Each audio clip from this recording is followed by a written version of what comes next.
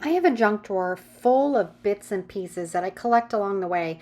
I never really know what I'm going to do with them, so I just tuck them aside. And then the day that I get inspired, I pull something out and I create something.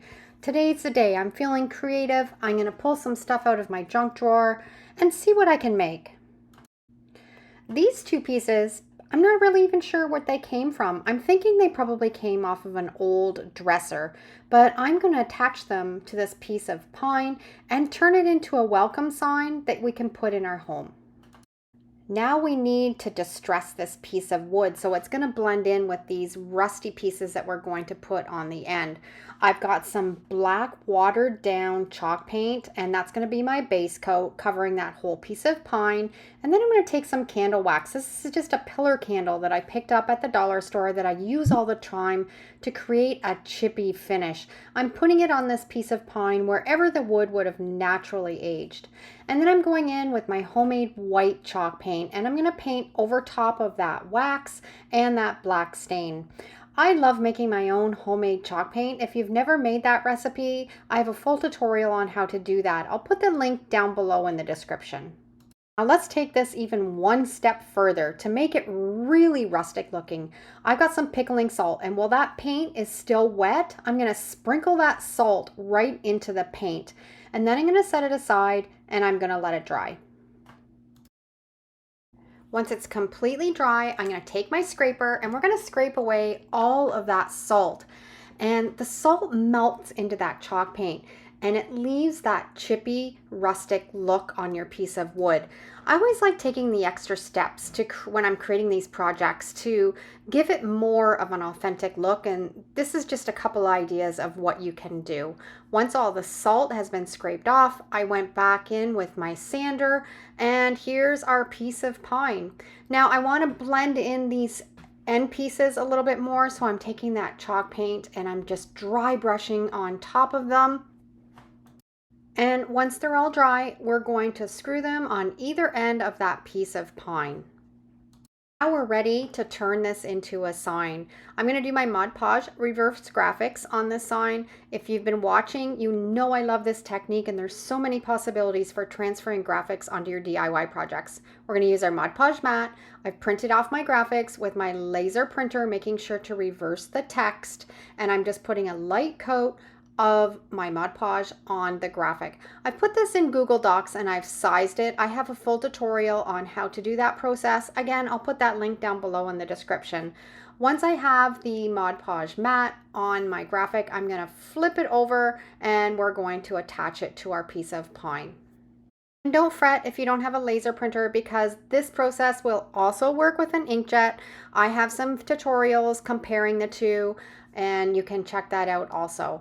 Now it's been 24 hours. I've let this sit and dry really well. Now I've got a little dish of water. I'm wetting the paper until I can just start to see the graphics show through and then rubbing off the paper with my fingers. It takes a little bit of practice and a little bit of patience, but if you can master this, the possibilities are endless for your DIY projects.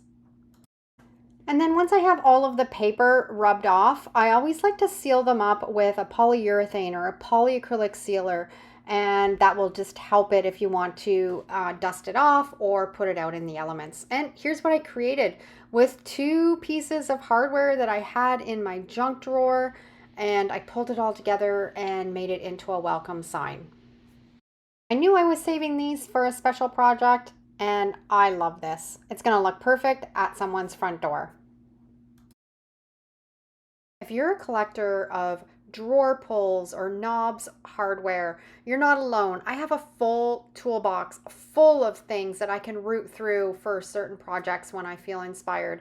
This is just a live edge piece of wood, and I'm going to seal it up with some polyurethane, and then we're going to add a couple pulls on either end. This is a super simple DIY, and if you are a reseller, they also sell really well. I just attached them on the end of each of these raw pieces of live edge that I got for free, and I love the way that they turned out. You can keep them in the kitchen or use them on a coffee table and put decor on them, and very little cost in this DIY. And I was able to use up some of my hardware. A while back, I had a friend bring me a whole pail full of hardware from doors, the plates, the knobs, and I've stuck them in my junk drawer waiting to get inspired. And today I had a really great idea. I took one of the plates and I'm going to put this quote on it that I've printed off again on my laser printer. We're going to be doing that Mod Podge reverse graphic transfer method. Gonna size it so it fits that plate and put it on exactly where we want it. This graphic is available in my Etsy store. If you want to create a similar project like this, I'll put the link down below.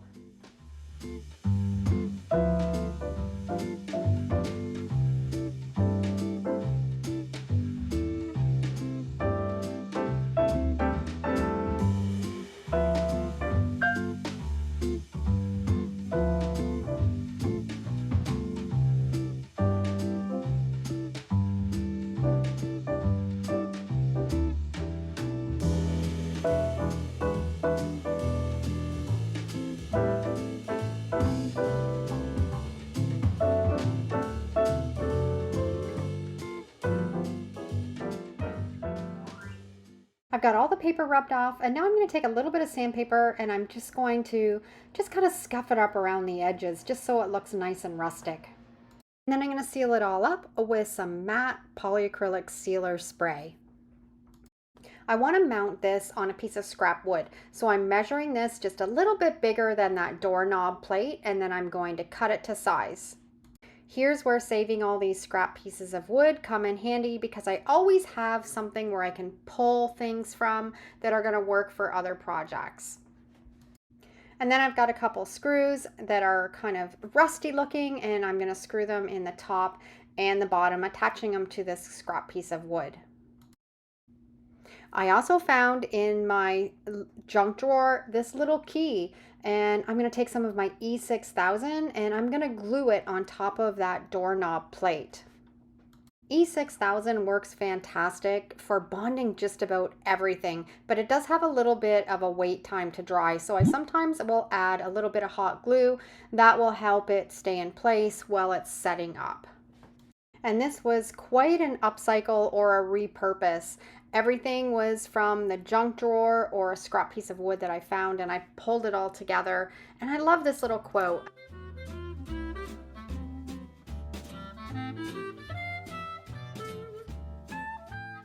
Okay, I've had these pieces of wood for a long time, and I wanted to figure out what I could do with these caster wheels. I have all kinds of them.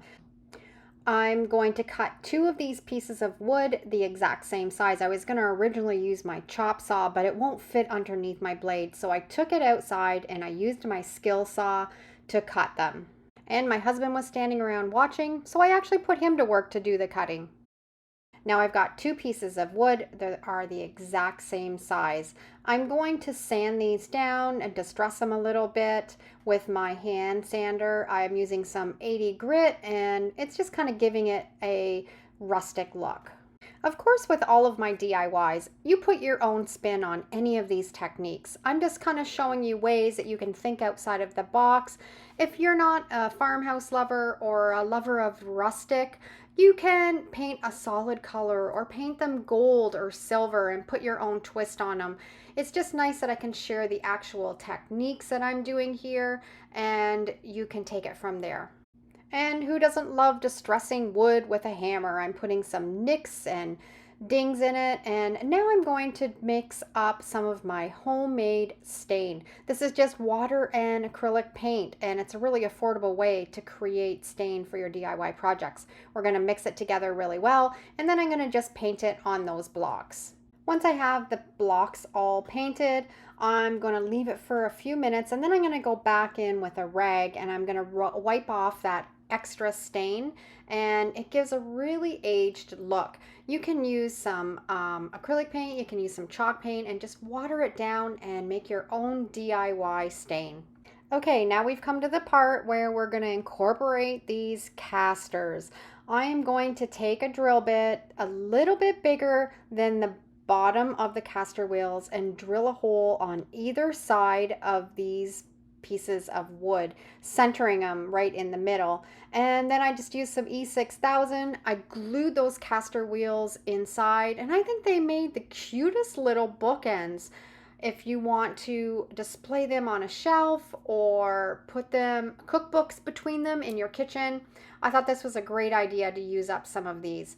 Now I've just got some bits and pieces, and I don't actually even know what they are. If you know what any of these pieces are, let me know down in the description.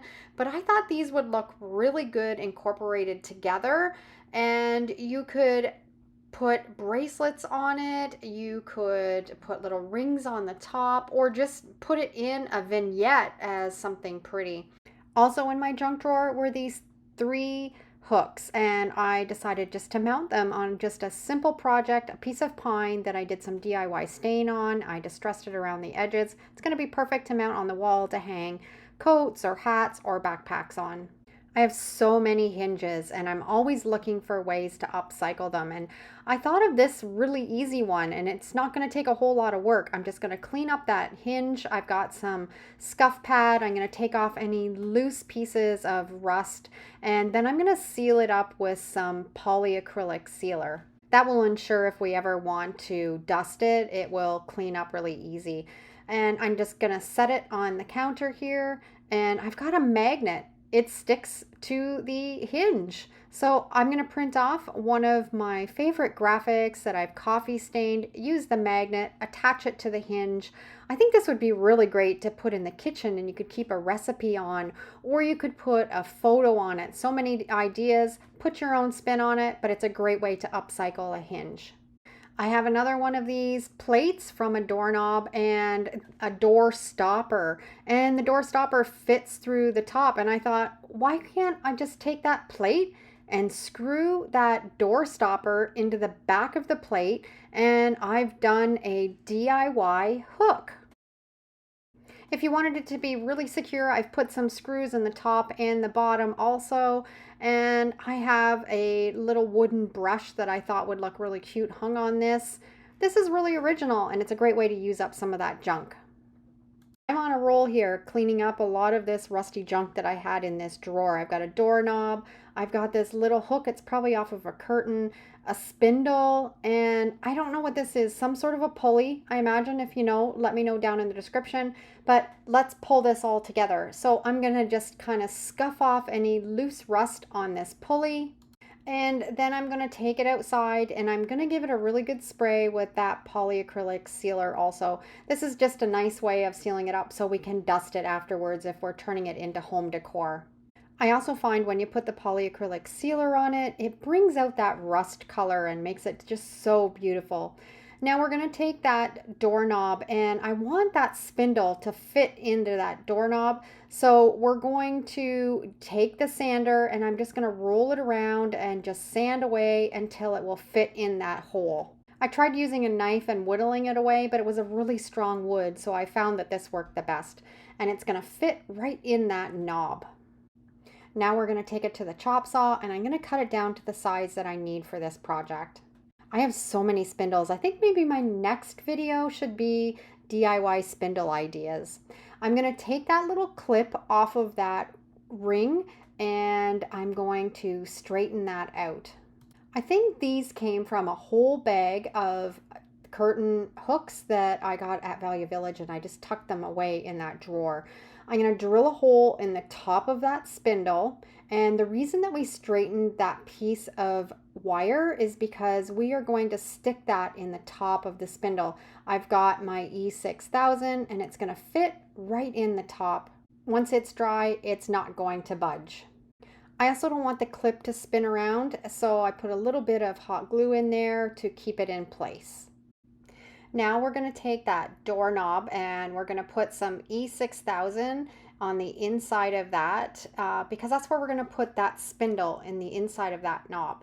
Going to add a little bit of hot glue to the end of the spindle just so it's going to stay put, and set it aside and let it dry really well. Now I'm going to put some E6000 on that pulley, and then we're going to set that knob on top of the E6000.